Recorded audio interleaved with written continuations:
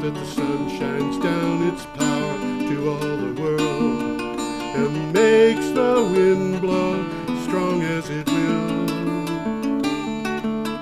I wonder how gentle rains can fall upon the land, so lovely earth can stay lovely still. Hello, ladies and gentlemen. This is Energy Week with George Harvey and Tom Fennell. Tom Fennell, the famous Tom Fennell. Every day I go to the internet and I find the news for the day, and I record the things that I think that are important in my blog, which is geoharvey.wordpress.com. And the dates that I will be reading here, if you go to the blog, if you're interested in a particular news item, you can go to the blog at that URL, geoharvey, Geoharvey, at AOL.com. And I'm sorry, not at AOL.com, at WordPress.com. Geoharvey.wordpress.com. I'll get there, Tom, one of these days. And I record these things, and then we take the 20 or so that are the most interesting and put them up on this show. And so I guess we should just start in, shouldn't we? Might as well. There we go. In the last meeting of December 9th, COP21 convened to register the reactions of the conference parties to draft an agreement. The meeting closed at 11:28 p.m. Groups started meeting at midnight, 32 minutes later. One overnight consultation covered treaty sections on loss and damage, mechanisms, forest, preamble, and there were a bunch of others, and that all comes from Clean Technica. And the picture that's up there, you want to put it up there, Tom? That's the very staid representatives of the COP21 conference. And if you look at that, you'll see that the gentleman in the middle, the bald gentleman with the blue tie, he is the president of the conference. And to the left on the picture, to his right, you see a smallish white-haired woman. She is the French representative. And then the third person from the left is Christiana Figueres, who is the head of the UN climate. She's the only one in the picture that looks like she's posing. Yeah, she is. We will forgive her for that. But we'll see the three of those a little later, showing how completely staid diplomats can be. Okay. Our next item, also from Clean Technica. Vermont's main utility is going to be providing Tesla Powerwall home batteries to customers who want them. If the utility customer agrees to allow the utility to use electricity stored in the Powerwall at home, the customer will also get paid for its use. One of three ways a customer can pay for a Powerwall is zero down. But if you buy it for $6,500 and let them use it, you get $37 and change. I thought our people would be interested in hearing exactly what the deal is. Go ahead. Okay, because if they pay $0 down, as they say, yeah, then they agree to share access to the battery with the power company. So if the power company wants some of your power, they can get it. Yeah. For this, you pay $37.50 a month. Okay. That's the cost of the battery. Well, ultimately, you're going to wind up owning the battery after a long time. Yeah. That's $1.25 a day. That doesn't sound like a bad deal. No, it doesn't. The next option is the customer who's got a little bit more cash, I suppose, can purchase the Powerwall for $6,500. Yes. Share access with GMP, and you get a monthly bill credit of $31.76. They pay you. Right. You own the battery outright, but they pay you for the option of using it. Yes. So this could be income. I mean, it's actually it's not a bad rate of return on $6,500. And finally, you can buy the battery outright from GMP, and there's no other further deal. You own the battery; they don't have any access to it. That's going to cost you $6,500. And there's another fourth option: you can buy your own battery. You could buy one of those Aquion batteries we were talking about last week. Well, yeah, you can buy anything you want to. You can make one out of old auto batteries if you want. You could probably, even if you were smart, make them out of old D cells, but you know, I wouldn't recommend it. I think that would be kind of expensive. It could be done, it'd be a little bit expensive, but. Our next item comes from the National Resources Defense Council. American Electric Power, one of the largest utilities, made waves when it confirmed it has dropped membership in the American Legislative Exchange Council, a prominent climate denial front group. Well, we've been talking about ALEC. Yeah, before. we have. AEP was the chair of ALEC's Environmental Task Force. This is important, which produces all of ALEC's anti-environmental model bills. And, you know... So this is interesting. It is. These guys were big in ALEC's... climate denial. Climate denial. And now they're out of ALEC's altogether.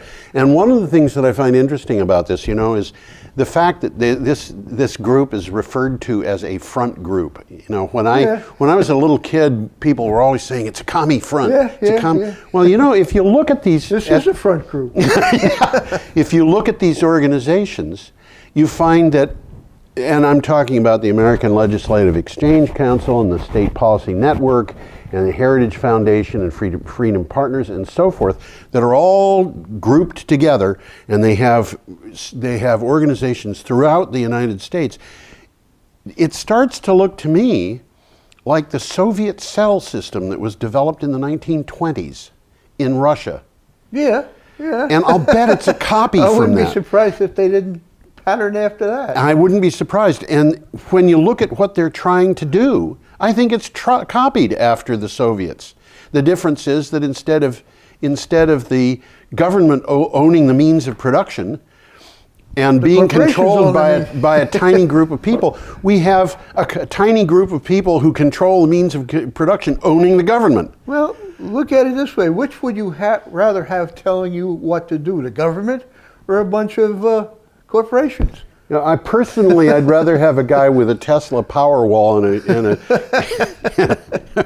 PV system on his roof. This article ends with an interesting quote by Arnold Schwarzenegger. Ah, good for him. I won't try to do it in accent. No.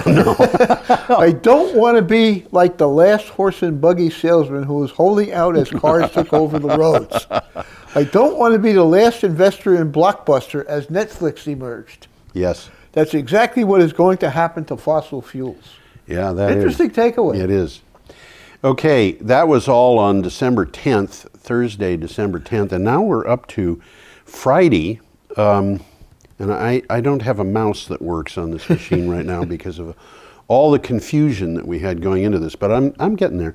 France and 9 other partners renewed commitment to mobilize a cumulative $10 billion between 2015 and 2020 to boost access to energy in Africa. The costs are to be offset by repealing all subsidies on fossil fuels and ending tax breaks that encourage corporate inversions. No, I didn't know what corporate inversions were. I don't. So I looked it up. Yeah, good for you. I'm glad you did. Corporate inversion is a term for the relocation of a corporation's legal domicile to a lower tax nation. Yeah. Or a corporate haven. Yeah, that domicile is what Red Skelton used to call a domicicle. Usually while retaining its material operations in its higher tax country of origin. Something like that is in the news right now. Yeah. I think it's Pfizer, but I'm not sure, is merging with an Irish company. And they're going to move everything to Ireland, but they're really not. Well, that's how they do things. That's exactly what they're doing. Yeah. You know? Ireland doesn't have a corporate income tax. It reminds me of ships that are registered in places like Mongolia. That don't even have don't have sea access. That was from the Election Central. And now... You got a picture. I got a picture. This one, yeah. Negotiators for COP21, and this picture is... No, the picture came from the previous one, I think. No. No? Oh, maybe it did. Yes, it did. Yeah. This is for a wind farm in Tunisia. Yeah, put it up. We'll show it up real quick. Yeah, let's do that. This is a wind farm in Tunisia. Tunisia is part of Africa. And that's, the French are putting some of their money, and other people putting some of their money into Africa. Well, that's one of the articles we're going to be talking about. Okay. Western companies putting their money into Africa. Yes? Yep. Okay. Yep. Okay. All right. Our next item, which is this one. How about that? You can put that one up now. Oh, Now, this is all new to us, you know, this business of slides and so forth. Negotiators at COP21 aimed, one of these days we'll get, you know, to the point where we're computer savvy. Negotiators at COP21 aim to wrap up a global commitment to curb global warming on Saturday, a day later than expected. Things are moving in the right direction, said French Foreign Minister Laurent Fabius. I don't know how to pronounce French. Laurent Fabius, the guy in the middle who I pointed out with a blue tie, who is chairing the summit. But more compromise is needed if an agreement is to be reached. That came from the BBC. By the way, a deal signed in Paris would not come into force before 2020. Well, yes. So anything that they agreed to do, which they did. Yeah. It isn't going to happen until 2020. Well, people have to ramp up to those things. Yeah, you know? but there's nothing wrong with that. No. Okay. Our next item, that was from BBC. Our next item is from Clean Technica. The fourth quarter of 2015 is shaping up to be the United States solar market's biggest quarter on record. According to a new projection, the current utility scale solar PV pipeline stands at 18.7 gigawatts. That's a lot. This is greater than all U.S. solar PV installations brought online through to the end of 2014. That's a lot. Well, solar is gaining market share very rapidly, according to this. It still has a long ways to go. It still does. It's moving quickly. The 8th consecutive quarter in the U.S. that PV has installed more than a gigawatt for that quarter. It's amazing. I mean, it's happening real fast. It really is. 30% of all the new electric generating capacity brought online in the U.S. through 2015 thus far was from solar. Yes. Okay, and they're still pushing natural gas. And yes, and the amount coming in that's natural gas is declining, and the amount coming in that is wind is increasing, and we're seeing the beginning of a shift to renewable power. Now, our next item. Well, I'm going to bring this picture up again because it's still pertinent. Aha, okay, well, I'm going to change the picture, so why don't you bring that up and then we'll change it. And I'll change it to this guy. How about that? Okay, the world has its first universally accepted plan to limit climate change. The agreement will reduce greenhouse gas emissions from human activities to curtail dangerous atmospheric warming and related climate changes. The BBC News reported this at 3:40 a.m. And, you know, the negotiators were up all night, and that same, actually, yes, that's right. Okay. Well, a quick rundown. We agree that they did agree. They agreed. Okay, they agreed. And this is going to replace something we've all heard of, but probably no one knows anything about. It's the Kyoto Protocol. Yes. Okay, which is something very much like this that happened 10 years ago. Yes. Something like that.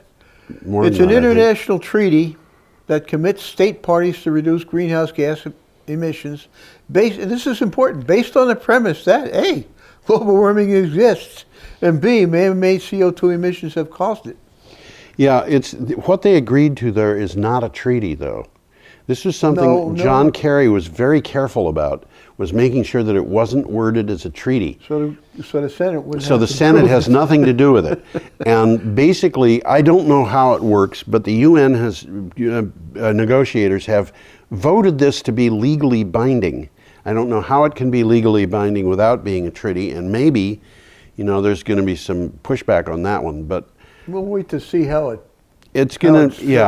shapes up. Well, Chris, we're going to have to see a bunch of other things too. We've got Republican candidates for the presidency who are saying that climate change has been stopped for the last 17 years, and you know, this year is a record breaker, and last year was a record breaker, and don't sound like stopped to me, but that's what they're talking about. I know this isn't really pertinent, but go outside today. This is not December. Yeah, well, it's December in other parts of the United States, but in case anybody is watching this from California or Texas or something, we haven't had a snow, and we're not going to get a real one in Vermont. It was 50 degrees yesterday. Yeah, and it's going to be It back. doesn't happen in Vermont No, in it doesn't. December. Not normally. And it's. I think I looked at the weather this morning, and what I saw was for the long-term forecast in Vermont, we're seeing more days in the 50s in the next 2 weeks than we are seeing in the 30s for their highs. And that's a little unusual, you know. Very much so, yeah. Very much. Yeah, we might consider going to someplace like Indiana and see if we can have a white Christmas. Well, Minnesota's been getting a lot of snow. Yeah.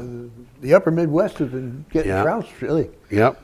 Okay, our next item is the Philippines announced at COP21 that it will launch an investigation into whether fossil fuel companies are to be held responsible for the impacts of climate change. This follows a petition that was made by Greenpeace Southeast Asia, which had over 100,000 signatures. This comes from Clean Technica. Well, it's interesting. The Philippines has no power, so they're not going to enforce this. But it's really important publicity. They can also enforce it in the Philippines. Within the Philippines? Yeah. Oh, sure they can, yep. So they can tell, you know. But they're investigating Chevron, ExxonMobil, BP, Royal Dutch Shell, ConocoPhillips, and more. And they can say, if you're going to do business in the Philippines, you got to pay the fine. Yeah. Yep. So. And it's a big enough market that they got some teeth in it. Yep, and other countries can do the same thing. Isn't that interesting? Okay. Well, I think that's what this is all about. This is like a shot across the bow. Yeah. And they're telling other countries, we did it, you guys can do it, you know. Yes, that's right. And it's actually, you know, in the United States, the state of New York has done the same thing. Oh, absolutely. Going yeah. after ExxonMobil. And Yep. they've said, we're going to go after anybody else who is doing the same thing. And really, we should make it clear to people what this is. Because the folks that we were talking about earlier who were into the business of promulgating denial of climate change are very interested in making sure that people are confused about this and say, well, they're going after people because of their beliefs. Sorry, this is not going after people because of their beliefs. It's going after people because they have defrauded people. And you know, the state is making allegations that Exxon knew that climate change was happening, was acting to take advantage of the fact that climate change was happening, and well, we've talked about that on yeah, the show. Absolutely, and was hiring scientists to write papers saying climate change wasn't happening in order to protect its income, and in fact deceived its stockholders in the process. So well, that's probably more important in the grand scheme of things than defrauding the well, the in some ways, but defrauding the people is not nice. It reminds me of that old ad that had some margarine, you know, and you see Mother Nature. Not saying, nice to fool Mother Nature. Not Yeah, nice that to was a fool. good ad. Yeah, right. Okay. Our next item comes from also still Clean Technica. Bring the picture up.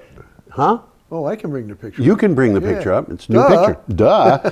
Just in time to undercut the threat of an affordable Tesla EV, Ford Motor Company has pledged a massive 5-year, $4.5 billion investment, including 13 new EVs and plug-in hybrids, bringing its electric vehicle portfolio to up to more than 40% of global nameplates. Well, this is interesting. Ford is fighting back, if you will. Tesla took the lead. Yeah. Ford is fighting back.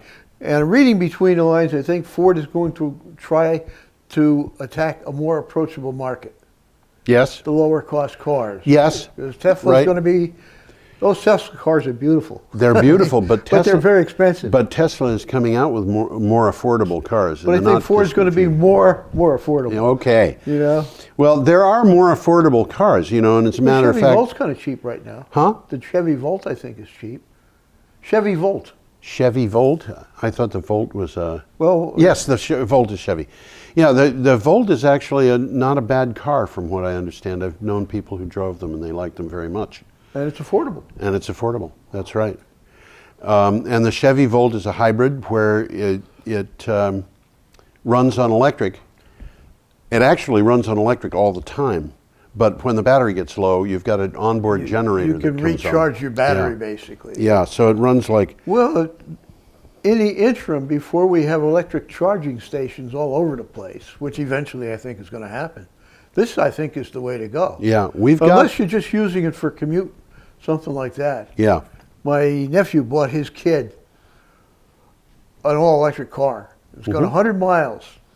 He doesn't want the kid going too far. And Yeah. that was really part of his thinking, you know. Okay, he can use it for 100 miles, and you know, then he's he's got to gonna be have to be home at home. the end of those 100 miles, or he's going to have to call up and say, Dad. Okay, our next item is coal-burning power plant in western Massachusetts, which is being considered as a site to produce renewable energy. A year-long study into redeveloping the Mount Tom Power Station has come up with 3 reuse options for its 128-acre property. Each includes solar power. This is from WAMC. This And- one is very easy to see if you're driving to Springfield. Yeah. It's right by the highway. Yeah. And I can remember not too many years ago where there was always a whole bunch of coal cars, railroad coal cars, Right. a big pile of coal. Big piles of coal. And it's been dormant for the last 5 or 6 years. Yeah, of course, I haven't driven for the last 5 or 6 years, so I haven't seen that. Well, I've recently gone down there, and it's, Yeah. just, it's dormant, it's empty. Yeah, But it looks like they're going to do something with it. And Yeah. it's interesting that each of the 3 proposals includes solar. well, it's hardly surprising, really, when you get right down to it. Okay, we are up to Sunday, December 13th, and we have this from Clean Technica. A draft of the COP21 agreement was released this afternoon for delegates to review, following a break in last-minute corrections. Four last-minute corrections from Legal and Linguistic Group. The Deputy Executive Secretary of the UNFCCC, the body adopted it. What does that mean? I don't know. With legal force, in quotes, by acclamation. And you want to see those 3 very staid diplomats. Tom, Oh, you can here put they them come. up. Here There they are. Yeah. There they are. Click them. Click them. Get them up. I got them partly You got them part way up. There they are. If that doesn't look like a couple of teenage girls ready to party, I don't know. They look happy in that picture. They look kind I of think happy. I said this last week, but it's been bugging me. What does this COP21 really mean? Yeah. And it's the 21st Conference of Parties, Yes.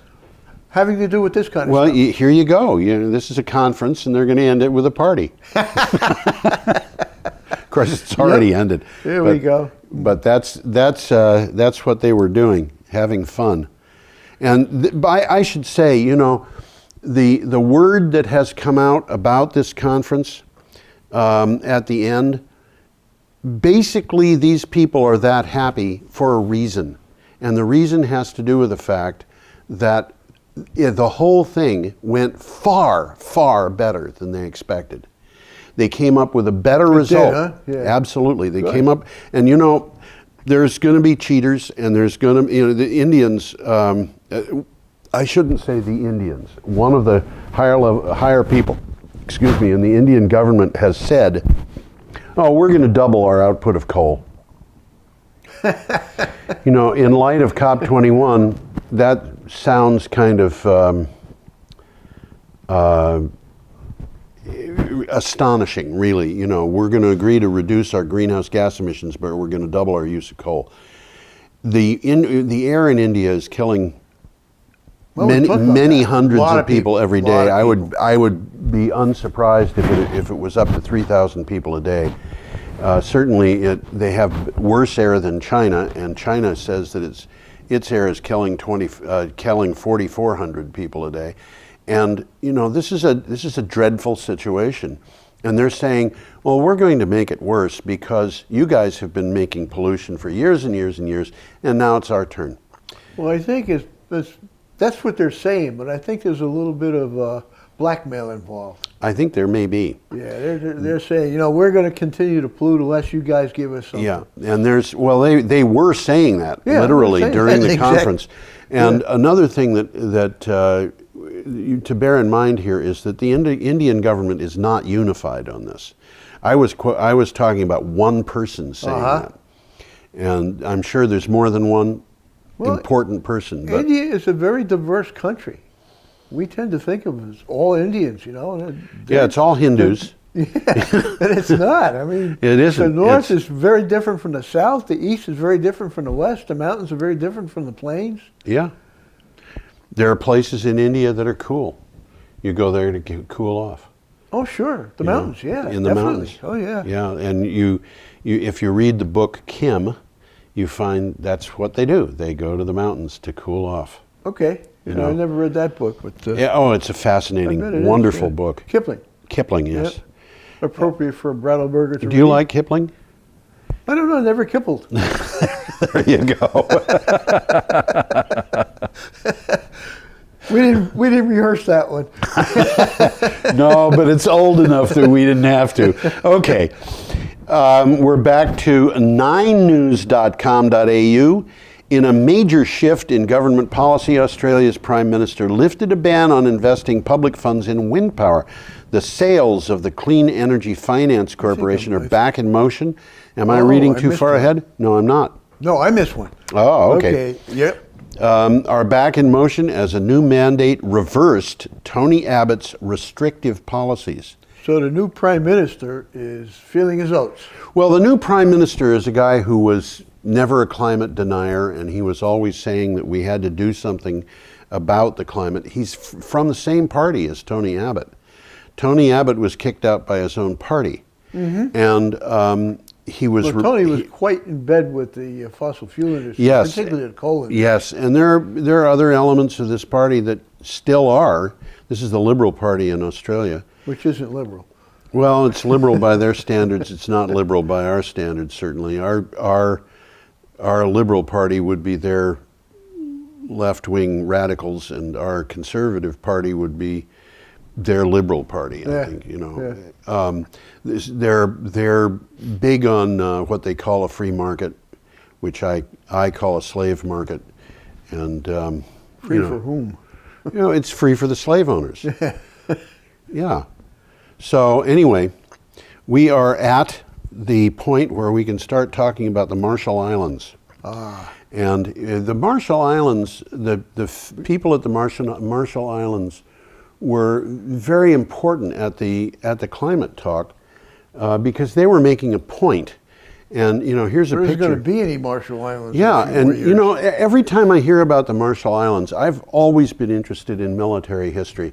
And one of the things that I knew, you know, and I was saying, Marshall Islands, oh my gosh, how can the people, the conservatives and the patriots and so forth in this country hear the name Marshall Islands and consider that these people are in trouble and not want to do something about it? Because when the Americans were fighting in the Second World War, they had to take over the Marshall Islands, and we lost a lot of people. over 2,000 killed and over 4,000 additional Injuries. casualties in the Marshall Islands, freeing this island group, which is being destroyed by the fossil fuel industry. And okay, don't you think we should free it from the fossil fuel industry, just like we freed it from the Japanese? Well, I don't know. the picture caption says that most of the land in the Marshall Islands is no more than 3 feet above the high tide mark. Yeah, okay, which is one of the reasons why it was such a difficult place to take over, because you couldn't hide behind a big rock. There wasn't any place, yeah. Yeah, Right. the story here comes from CNN, and it reads, "This is the end of the Marshall Islands, of fossil fuels. This is the end of fossil fuels." Let's get this straight. That's a quote, it's the title of an opinion piece. For Selena Leem, an 18-year-old from a tiny part of the Marshall Islands in the middle of the Pacific, the adoption of Saturday's Paris Agreement on climate change wasn't about wonky diplomacy, it was about the survival of her country. And I got to tell you, I think we are far enough along into this thing of climate change that the Marshall Islands is basically doomed, and there's no way we can act fast enough to save it, or a number of other places. And it's not the only place. I mean, there's some villages in Alaska that have been inundated already. The government's moving these people. Yep, almost every country that's in the area of Polynesia has some sort of trouble on its doorstep, But you know, the fact of the matter is that if you look at the what's postulated, there was a thing that came out, and I don't know if it's in our stuff for today. Maybe it is, but from the National Geographic about nuclear reactors. So far, it's not ringing a bell. But. National Geographic ran a story about nuclear reactors on the Atlantic seacoast, and they were talking about the Turkey Point reactor in reactors. We will be talking about Turkey Point. Okay, that's the one. We're talking about Indian Point, but we can mention a little bit. Well, what were you going to say? Okay, Turkey Point, what they were saying was the Turkey Point license from the Nuclear Regulatory Commission is up in 2032. Which is only 17 years away, and in the nuclear industry, what they do is they say, "Holy smokes, we've only got 17 years to get our license. We better get our act together and start going for it," you know. And they'll start looking for their license well more than 17 years in advance. So they're working on this. And National Geographic said, "Okay, they're going to be looking for their license, but what are they going to be able to do when they get their license? Because the place is going to be swamped, and so are 13 other reactors." You know, and basically the reactors that we have on the eastern seaboard are all too close to the ocean. And which made sense when they built them. It made sense when they built them, and the people at Exxon were saying, "Oh, no, there's no such thing as climate change. You don't have to worry about that. Build your reactor." But now there's this question, and the question is, what do you do as the water rises? Because, okay, you can build a seawall, but every foot you have to add to that seawall adds just an excruciating amount of money to the cost of it. No, Fukushima showed you how effective a seawall can be. Well, the seawall at Fukushima was a disaster from the get-go, though, because if you look at the 13 feet high in a place known for 25-foot waves. Well, the seawall was 5.7 meters, which is I think about 14 feet, but pretty close. You were close, and I could be wrong, but the wave that hit it was 14 meters. Oh, so this thing just went over the top, and but the thing is, if you look at that north coast of Japan, you see that in 1933, they had a 27-meter wave. And these waves are highest at some point. The one that's almost 60 feet. Yeah, the one that hit Fukushima, at the highest point, that one that hit Fukushima was 37 meters. Wow. This is the height of a 10-story building. Wow. And these waves are so long that they just come in and come in and come in. So the water just gets deeper and deeper and deeper, and it washes inland. And so it doesn't break. It's not a breaking wave, yeah. And at least not usually. And that was in the Fukushima one was 37 meters, but in 1933 they had one that was 27 meters. So why weren't they prepared? In 1896 they had one that was 37 meters, the same height as the one that destroyed the reactors at Fukushima. And they knew this. They knew that that's what the history was, and when they designed the plant, somebody said, "How tall is the seawall going to be?" And somebody else said 5.7 meters. And my bet is, somebody walked into a room and said, "How tall is that seawall going to be?" And somebody else said, "Well, what can we afford?" Yeah. And that's how tall it's going to be. And we can afford only $1 billion, so the thing is going to be 5.7 meters. They didn't ask what's needed, and they didn't ask for what's needed for one really, really good reason, and that is they knew that if they asked that question and answered that question honestly, the plant would never be built. Mm-hmm. Mm-hmm. And so it was so expensive. It would have been doomed. From my point of view, Fukushima, it was a 8.3 earthquake or whatever it was, and that's unprecedented? No, it's not unprecedented. And the whole thing was human error that was brought about by greed. It's that simple. Unfortunately, I think you're right. I'm so happy to have your endorsement on that. Okay, Tom, let's get to our next thing. This is December 14th, which is Monday. We're moving along. What we have from the Center for Public Integrity Indian and Japanese scientists have found that Indian citizens living downstream from an enormous uranium mining and processing complex are routinely exposed to exceptionally high levels of radiation. The Indian government insists that any illnesses are caused by poverty rather than radiation. And Yeah, right. these people are being exposed to 192% higher than safe limits, and I wish they would make it clear what they mean by 192% higher. Does that mean 192% of the safe limits, or does it mean add that 192% to 100, and it's 292% of the safe limits, but it doesn't really matter in a sense. And this brings us up to another thing, Well, which is... I wanted to mention something. This was a very well-written article. Yes, right. Very deep, a lot of detail. Right. And if you guys want to look it up, you can go through George's Blog, yeah. and click on it, or Google the term river of death and disease. Oh, man. If you can remember that and you Google that, it'll come right up. Well, River of Death... It's a good article. River of Death and Disease is a... Yeah. What's happening here is this is alpha radiation, folks. This is not, you know, what you find in potassium 40, which is in bananas. And when you talk about radiation, the pro-nuclear people very often start talking about the banana equivalent dose. Oh, well, yeah? Because bananas are richer in potassium, and all potassium, no matter where you get it from, is going to have a certain amount of radioactive potassium in it. Okay. And the radioactive potassium, you know, you need potassium, so there's no way of separating this stuff out that has any practical way of being brought into being. And so you need potassium, you eat bananas. You eat bananas, you're eating something which a large enough shipment going through customs will set off radiation detectors. Is that so? There's that much in a banana? Yeah. However, what I've read is it's not a good move to sleep in a room that has 2,000 pounds of dried bananas in it. I don't do that every day.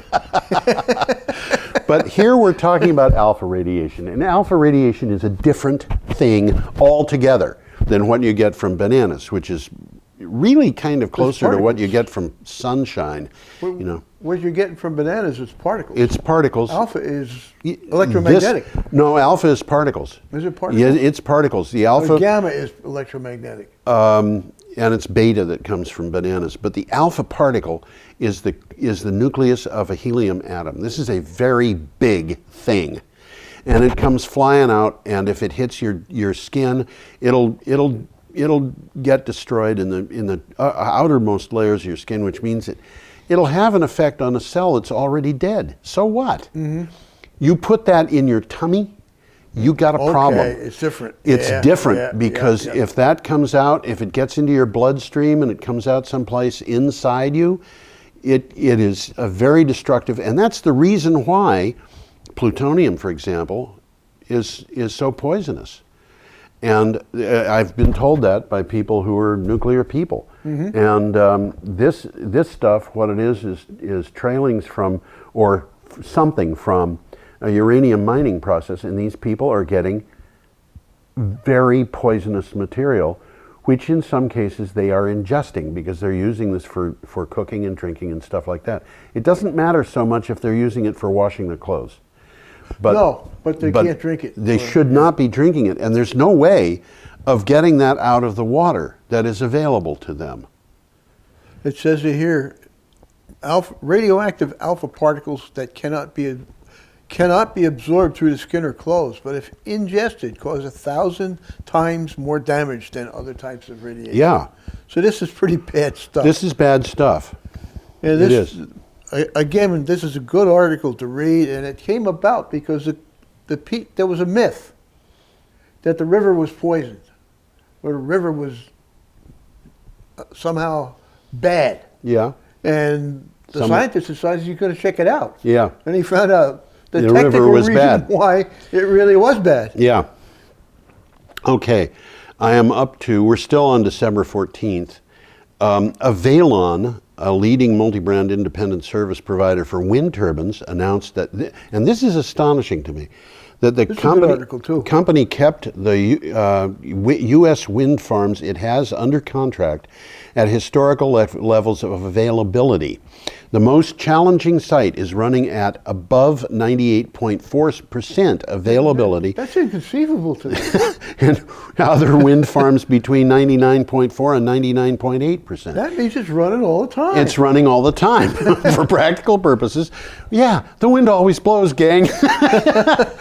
And what this is talking about is there is a sufficient supply of electricity coming out of this farm, wind farm, to meet whatever the needs are, which are probably a contractual obligation, rather than anything that's related to the Well, yeah, it actually mentions that 1,700 turbines under contract. Wow. This company, by the way, doesn't own the turbines; they fix them. Yeah. They maintain and they operate them. which is why they're crowing about this, because they're saying, "Hey, we know how to do this. We got a good record, and they do. Yeah, but when you're talking about availability of a nuclear power plant, well, it's going to be around 90%, which is not as good as wind, is it? Well, yeah. It's an unfair comparison. It is really unfair. is. It's a very unfair comparison. But it does tell you, last week we were talking about the grid people in Germany saying they could see going to 90% solar and wind before the Without grid any needs batteries. storage. Yeah. So, and this is part of the reason why. You don't put in a wind turbine with the expectation that it's going to be going all the time. You put in a wind farm knowing that there are going to be times when it's just going to be off. And then there's another wind farm 70 miles away, and there's another one 70 miles past that. And they support each other, just like nuclear power plants support each other in the spring and the fall when they're changing their fuel Yeah. out. Which is normal. It's normal. Yeah. It's They all. know it's going to be down, and they Yep. anticipate it. Well, with wind farms, you don't know when it's Yeah. going to be down, except a few days in advance. The weather people will say, Well, they this- watch the weather real They close. do, yeah. Okay, our next item. This is oh Oh, man, this is ridiculous.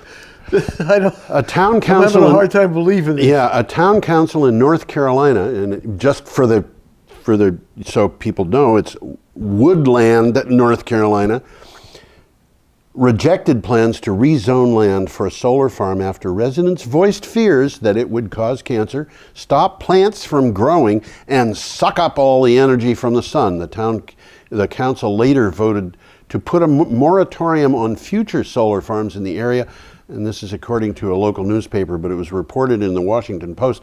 I don't know that there's a single publication in the world that hasn't reported this. Has been all over the place. I've seen quotes from these people. It's One of the people making these claims was a retired science teacher. yeah. I'm glad I You know wasn't what in they her say class. is those who do can, those who can't teach. Wow. And that's why she was teaching, and maybe the reason why she retired was because, I don't know, this is, I'm getting to be mean here. I know some teachers What who are she very was bright. saying, and this was what's amazing, that the panels would suck up all of the light from the sun, and there would be no light left for photosynthesis, so the plants wouldn't grow. Yeah, and she said that she had figured this out by measuring the growth of plants. This is a person, Back in 100 odd years ago, a little more than that, when electricity was just starting to enter into the market and people were putting electricity in their homes, yes. there was people there saying, don't do that, the electricity is going to leak out of the outlets and make you sick. Yeah. They And were literally saying actually, that. there are people who still say that. And in fact, there's a great film called Topsy Turvy, which is about Gilbert and Sullivan making the Mikado. Oh, yeah? And there's a point where Gilbert's father comes to his house, and he will not ring the doorbell because he's afraid of being electrocuted. And it's a real problem. But in this case, sucking up the sun. That's what they're saying. Sucking up the sunshine. And these people have been quoted, it's like all over the world, people are writing articles about how stupid Americans are and how stupid people from Woodland, North Carolina are. And if the people down in Woodland don't understand that they've become A laughing stock. they've become a proverb. You know, the proverbial. Yeah. When Jesus was doing his ministry in Israel, the people were saying, "Is this the guy who came from Nazareth?" And the reason was because Nazareth had a reputation of being a place where stupid people lived. Oh yeah. Or at least that's what I've been told. Well, now the people in Woodland, North Carolina, believe me, you've been quoted in India, you've been quoted in Africa, you've been quoted in China, you know, and these people are just saying, what is with the Americans? And as I say that, I have to say, I went through, I don't know how many different articles I've seen that talk about this, and I keep hoping that I'm going to find a quote, and maybe I will, where the woman who was the retired science teacher will say, wait a minute, I've been misquoted here. Mm-hmm. I said something, you know, I said that the solar panels would block the sun from the plants that are under them. Well, if she said that, I'll agree with her. Yeah, but I just, and one of the things that's unfortunate about this is the same kind of thinking happens in Vermont. The same kind of thinking happens all over the place, really. But it's sad to think that people are that badly informed, especially science teachers. Let's get away from this. Okay. Our next item is from Dickinson Press. Lifting the 40-year ban on oil exports is a top priority in a $1.15 trillion spending bill for many Republicans, including Senate Majority Leader Mitch McConnell of Kentucky, because it would offer new markets to drillers suffering from a glut of crude. A trade to extend renewable support may be in the works. And I got to tell you, the trade was made, and it does support renewable energy. And I'm amazed by this. So this was a trade-off. It was a trade-off. So the Democrats supported it, but they got something. The Democrats supported the Republican idea of lifting the 40-year-old ban on oil exports, Okay. which dates back to time after the gas crisis of the early 1970s.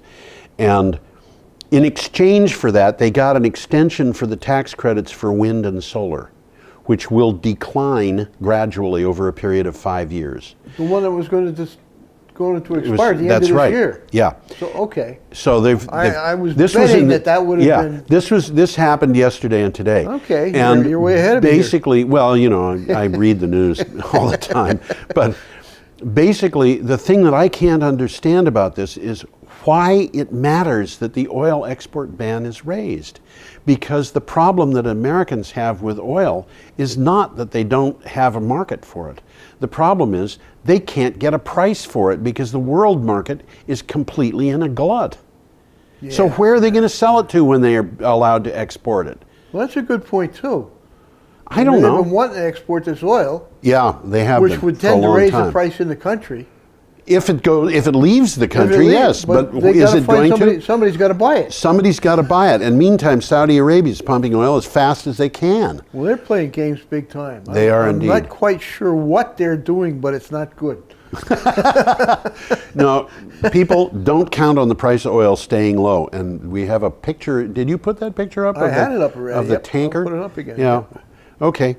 That tanker's pretty empty, by the way. Yes, it is. You can tell because you can see all that red, which is not rust. Normally, you don't see that red. Yeah, it's paint that is there to protect the hull, the part of the hull that's underwater, and it's actually moored in Rotterdam. And I believe that what it's doing there is it's getting ready to leave, having unloaded, and it's going to go back to the Gulf or this wherever. Is Rotterdam. If you look very carefully in the picture. Yeah. You'll see there's wind turbines in the background. Yes. Okay. We are up to Wednesday, December 16th, which today being the 17th is yesterday. And we have a new slide for that. Green Mountain Power is joined today with Franklin County leaders and champions of Lake Champlain to announce an innovative new project called Clean Power, Cleaner Lake. Working with area dairy farms, the effort will significantly reduce phosphorus runoff while generating clean, local baseload power. This is very significant, and it's a very good event, I think. It is. Phosphorus has been getting into the lake. Yes, from farms. It's been forming a bloom. Yeah. That's been killing the fish. Yep. And you can't swim there when the bloom is in. Everybody, they don't know what to do about it because all of these farms are lakefront. Right. You know, but Green Mountain Power is saying, guys, don't spread this stuff on your field. Bring it to us. We're going to turn it into power. We're going to turn it into fertilizer. Right. It's just a win-win situation. It is. They're talking about building 5 bioreactors, biodigesters. Yeah, this is the first of 5. This is the first of 5. And those biodigesters, it's not going to stop at 5. We've already got, the last time I looked, we had 16 biodigesters in Vermont, but we may have more. And you know, last week, or was it the week before, it was the VCAN conference? Yeah. And at that, 2 weeks ago, I think. It was 2 weeks ago. We heard Chris Recchia talking about the various programs in Vermont promoting renewable energy, and he said, we have had more renewable power put on the grid, more capacity put on the grid for renewable power than we used to buy from Vermont Yankee. Yeah, I remember saying that. Yeah. And this is kind of remarkable. I mean, and this is not all time. This is just in the last 4 years. So there's some takeaway from this particular project. Okay. Clean power. Generate enough renewable local electricity to power 700 homes. Well, it's no big deal yet. Cleaner air. Reduce greenhouse gas emissions. Right. Okay. That's equivalent to taking 1,300 cars off Vermont roads. Right. Okay. Cleaner water. Help reduce harmful phosphorus pollution by 32% of the EPA's target. Right. And that's a big problem, as I already said, the blooms. It's a very big problem. Agricultural value. Sustainable long-term revenue sources for the farmers. Right. Okay. Odor reduction. Huh? Digesters significant reduce farm odor, typical of manure spreading. Okay? Yep. And finally, clean farms. Remaining fibers from the digester process will be used as sustainable farm bedding. Right. Okay, so this is a win-win-win-win-win situation. It is. It's a win-win-win-win-win. And it also says the digester will also reduce truck traffic necessary to truck in the sawdust formerly being used as farm bedding. Yes. Elsewhere. Yes. And that's for cows, by the way. Yes, that's for cows. That isn't for. We don't make that into mattresses for people. But this a kind of project really. It's so well tuned to Vermont. It is, but it's well tuned to every place. The USDA said, and this is about a year and a half ago, that we had 270 biodigesters in the United States on farms, and we could have 11,000 of them. There should be one in every farm. Well, there should be one in every community, actually. At least in every community. And you know, I talked about my son's work in Kenosha, right. where he had he worked at a plant that water treatment plant. But I've talked with people. You can buy a biodigester kit for your home, which will produce methane gas that you can use for cooking. That's interesting, isn't it? Okay, we've got a couple more to do here. Nassau, New York, and this is an important one. Echo Watch says Nassau, New York, a town of 5,000 people just outside Albany. Yeah, I don't think it even has a downtown. I mean, I know it doesn't. You drive through it on Route 9. Yeah. Plans to disconnect from the electric grid. Last week, the town board voted to get 100% of its power from renewables by 2020. The town is making a move as a way to increase its reliance on renewable energy and to gain some energy independence. By the way, 100% of its power means 100% of the power used by the municipality. Which is the town's buildings. The town's buildings. Yes. The schools. It doesn't mean that somebody living there is going to be suddenly off grid. But their next plan is to basically get everybody in town off the grid. Right. And they say off the grid. I don't think that's specifically true. I hope they retain a connection to the grid. A microgrid at least. I think they will. It makes good sense to do that. I mean, if you have a microgrid and you have an ability to generate power and the grid needs it, you can do something that's good for everybody by Bingo. supplying the grid. You got it. And as a matter of fact, if you do that, you can make a certain amount of money with it. So that's true too. It doesn't make sense to disconnect completely. Okay. Not unless you're really angry with your power company. Right.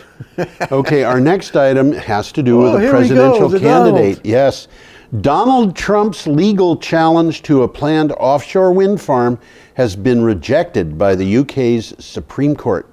Developers intend to site 11 turbines off Aberdeen, close to Mr. Trump's golfing development on the Aberdeenshire coast. I'm being silly. The Trump organization would, quote, continue to fight, end quote, the proposal. How are they going to do that? They've gone through the Supreme Court. They went through the Scottish Supreme Court. It said no. They went before the Scottish Parliament, and the Scottish Parliament says, we don't hear anything here that is credible, Mr. Trump. You're not credible. And they went to the UK Supreme Court, which said, we're not interested in this. The next thing they're going to do, what? They're going to go to the EU over the siting of 11 wind turbines off the coast of Scotland? He's capable of doing anything, I think, though. This just sounds like an incredible waste, among other things. But, you know, I think Donald Trump is a waste, so. Well, it was also interesting because this was going to be it will become a pilot project an educational project on wind power. Yeah. For all of Europe. Yeah. I mean, they're trying to create a wind power resource there. Well, Donald Trump doesn't want that. But then, guys, listen, I want to tell you something. I have found something out about Donald Trump. Oh? He's an illegal alien. Oh? He was he was born on the moon. He is not qualified to be president of the United States, guys. Not qualified. His birth certificate was faked by a lunar doctor. How's that for a conspiracy theory? One. Yeah. Well, we'll see how he progresses in Aberdeen, but I think it's over for him at Aberdeen. Yeah. Anyway, our next item, which is our last item, comes from Bloomberg. This is a good one. And it says India Point 3 plant automatically shut down because of an electrical disturbance, according to Entergy, the owner of the plant, on Monday. The last time that happened, spot power prices more than doubled. This time, however, wind turbines in the state came to the rescue, compensating for the loss of the reactor. And there is a picture of Indian Point. Well, actually, that's Turkey Point. I'm sorry, that's Turkey Point. By golly, that was stupid. Here I'm going looking for pictures. It gives us a little bit of a chance to talk about Turkey Point, which is itself interesting. This was the one that I was talking about earlier. Yeah, it's going to get inundated. It's going to be inundated. It's about as far south in Florida as you can be and not be on the Keys. It's right on the ocean. Yep. It's Homestead is the name of the town. Yep. And it's vulnerable. It's vulnerable. Oyster Creek in New Jersey came during Hurricane Sandy. The ocean rose to just within inches of the point that it would swamp the plant. Wow! And that was a serious problem. And I mean, they were prepared for it. They shut the plant down. They were as prepared for it as you could hope to be. This is a very interesting plant. It's actually 5 generating stations in one. Okay. It's on 3,300 acres. This is big. Yep. There's 2 pressurized water reactor nuclear plants, 2 400 megawatt oil or natural gas fired generation units, and 2 low pressure turbines. So there's 5 things generating power there. Yeah. And it is the largest generating station in Florida, combined capacity of 3,330 megawatts, Yep. more than 3 gigawatts. Yep. And it's the 6th largest power plant in the United States. Yeah. This is big and it's vulnerable. That's what They're they do. all vulnerable. Yeah, they're all vulnerable. Listen, we're actually at the end of our time. We've got about 1 minute. But 9 seconds. We need the 1 No, minute. 2 minutes, yeah. We need the 1 minute for, no, it's actually, we start with 1 minute extra. So we need this to do the song and dance coming in and out. So it's time to say goodbye.